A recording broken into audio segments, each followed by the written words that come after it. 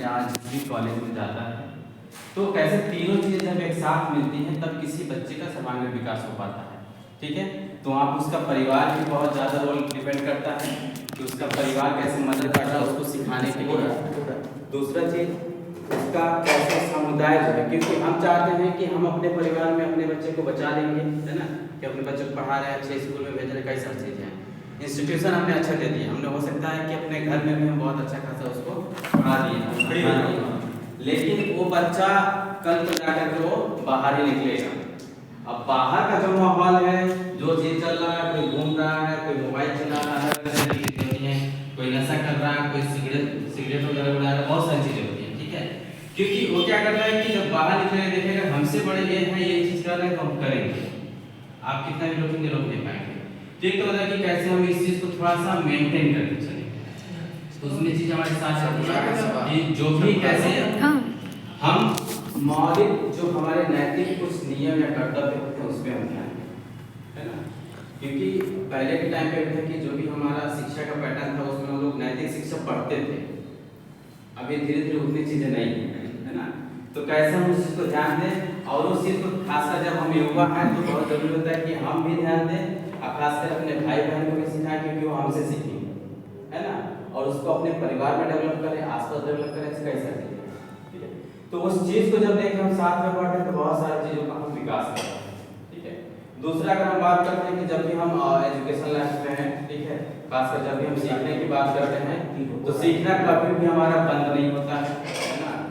हम 25 साल के 30 साल के हैं या 60 साल हो जाएंगे, हमेशा सीखते रहेंगे, लेकिन कुछ चीज़ें होती हैं खासकर जो मैं एनालाइज करता हूँ या देखता हूँ सीखने के लिए, तो 2-3 लेवल्स होते हैं। कैसे जब भी हम कुछ पढ़ते हैं तो उसका बेसिक स्तर जो होता है, पहला स्टेप होता है कि उसके मौलिक अर्थों को हम समझें, है ना, जब तक उसके बेसिक चीज़ों को हम डिटेल में समझ नहीं पाएंगे ना तब तक हम उसको आगे नहीं प्रोसीड कर पाएंगे। ठीक है, तो जो भी चीज़ें हम पढ़ रहे हैं कितना उसको क्लियर हमको समझ में आ रहा है वो डिपेंड करता है। दूसरा लेवल होता है कि जो चीज़ हम पढ़ रहे हैं क्या उसको इनहेंस कर रहे हैं, क्या इनकेस मान लीजिए हम अगर बात करते हैं कि नैतिक शिक्षा के बारे में ही पढ़ रहे हैं और हम ये चीज़ सीख रहे हैं कि सबसे सही से बात करना चाहिए, प्रेम से बात करना चाहिए इनकेस, ठीक है, तो क्या वो डेवलप हम अपने लाइफ में कर रहे हैं, ये दूसरा लेवल होता है सीखने का। ठीक है, तो अगर मैंने ये बोला कि मैं इंजीनियरिंग किया हूँ, ठीक है, तो उसका दूसरा लेवल है कि मैं इंजीनियरिंग का काम कर रहा हूँ कि नहीं, मैं सॉफ्टवेयर बना रहा हूँ कि मैं कंप्यूटर बना रहा हूँ कि नहीं, ये दूसरा लेवल। तीसरा लेवल ये होता है कि जब वो चीज़ें हम इनहेंस करते हैं, बाकी लोगों को भी सिखाते हैं और साथ में लेके बढ़ते हैं।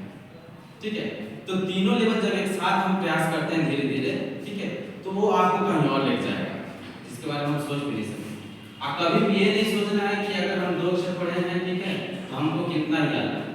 हमको जितना आता है हम बाकी लोगों को सिखा सकते हैं जो हम उसके बारे में नहीं जानते। ठीक है, तो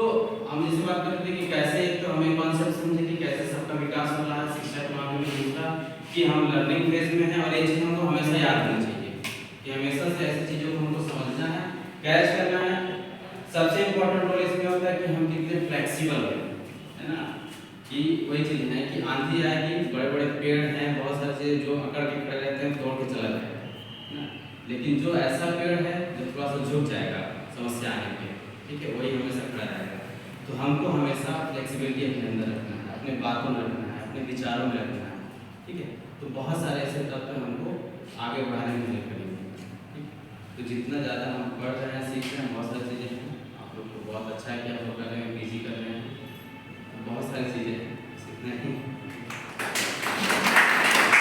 Please speak on some words on prayers. What is the importance? What is the meaning? As you were aware earlier. तो बेसिक तौर पे नॉर्मली लोग समझते हैं कि जैसे ही हम पूजा करते हैं, है ना, या प्रार्थना करते हैं, तो ये हमारा जीवन का आध्यात्मिक पहलू होता है। ठीक है, क्योंकि किसी भी व्यक्ति का सर्वांगीण विकास या हम बात करते हैं तो उसका पूर्ण रूप से विकास तभी होगा जब वो बौद्धिक रूप से आगे बढ़े, अपने आप को फिट रखे, खाए पिए मस्त रहे, ठीक है, जब वो नैतिक रूप से आगे बढ़ रहा हो, ठीक है, मतलब हमको दोनों चीज़ें मेंटेन करके चल रही है। ठीक है, एक तो हमारे तरफ है कि फिजिकल चीज़ें हम मेंटेन कर रहे हैं कि अपने शरीर को स्वस्थ रखना है, हम सुबह उठ के दौड़ते हैं या हमारा फिक्स रहता है कि हम 2 बार खाना खाएंगे, है ना, कैसे चीज़ें। उसी तरीके से हमारा आत्मा होता है, तो आत्मा का विकास हमारा तभी होता है जब हम प्रार्थना करते हैं। ठीक है, क्योंकि प्रार्थना एक ऐसा माध्यम होता है, ठीक है, अब अलग अलग लेकिन कहने का मतलब एक ही होता है, ठीक है। हम अपने आप को भगवान से कनेक्ट करते हैं, है ना, ईश्वर से हम अपने आप को कनेक्ट कर रहे हैं कि कैसे एक तरीके से हम बोलते हैं कि प्रार्थना एक ऐसा माध्यम है जिसमें भगवान से बातचीत करते हैं, ठीक है।